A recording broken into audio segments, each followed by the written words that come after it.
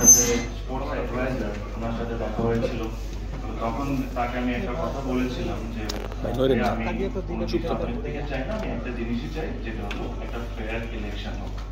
আমি এর চেয়ে বেশি তার কাছে কোনো কিছু দাবিও করি নাই, চাই। বাট তারপরের থেকে যে জিনিসগুলো দেখা শুরু করলাম বা আমরা যা দেখছি জেলা বিভাগে যা হচ্ছে, ইভেন ক্লাবে যা হচ্ছে, এটা অ্যাকচুয়ালি সঠিক মানে জিনিসটা ঠিক হচ্ছে। আমার কাছে মনে হয় এখানে ট্রিমেন্ডাস অ্যামাউন্ট অফ ইন্টারফারেন্স হচ্ছে গভর্নমেন্টের বিভিন্ন জায়গা থেকে। তো এই সব কিছু দেখে চিন্তা করলাম যে একটা সময় যেটা অ্যাকচুয়ালি সবাইকে জানানোটা খুব দরকারি হয়ে গেছে। কিছু কিছু এমনও জিনিস ঘটেছে যেগুলো আমি আপনাকে প্রমাণ সহ দিতে পারবো না, যেগুলো ভার্বালি করা হয়েছে। আবার ঠিক কিছু কিছু এমন জিনিস ঘটেছে যেটা আপনাদেরকে প্রমাণ সহ দিয়ে দেওয়া হবে। আমি শিওর আপনারা কাগজে পেয়ে যাবেন। তো আমি শুরু করি। First, if I am not wrong, 6 সেপ্টেম্বরে ইলেকশন কমিশন গঠন করা হয়। এখন তারপরের থেকে যখনই আপনি ইলেকশন কমিশন গঠন করা হবে, যতটুকু আমার আইডিয়া বলে, এরপরে যে কমিউনিকেশন হবে এটা ইলেকশন কমিশনের করা উচিত।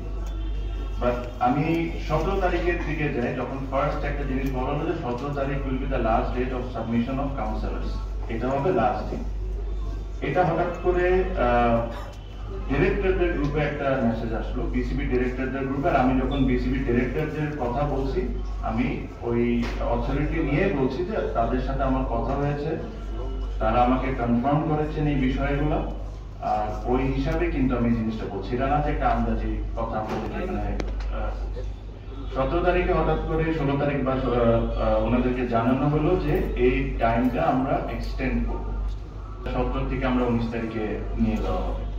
সেকেন্ড, আবার 19 থেকে এটাকে 22 তারিখ পর্যন্ত নিয়ে যাওয়া হলো। প্রথমবার যখন এই টাইমটা এক্সটেন্ড করে, তখন তাদের যে ডিরেক্টর গ্রুপ আছে ওখানে যখন এই প্রস্তাবটা আসে, তখন ওখানে 3-4 জন ডিরেক্টর এটার সাথে একমত ছিলেন, দেখে এই জিনিসটা 19 তারিখে গেল।